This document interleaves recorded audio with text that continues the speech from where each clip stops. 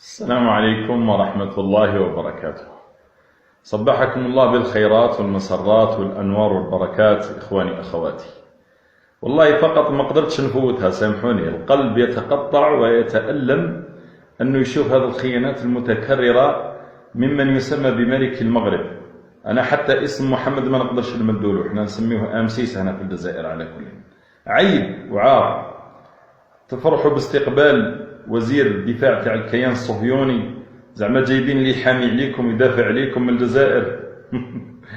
والله كما قال الدكتور فريد الأنصاري رحمه الله وهو مغربي، جبت لكم المقطع تاعو: أحمق وساذج وغبي من يثق في المواثيق تاع اليهود الصهاينة، عبر التاريخ يخونوا المواثيق والعهود.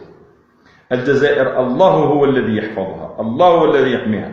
لو اجتمع علينا كل البشر لن يهزمونا ولن يغيروا مبادئنا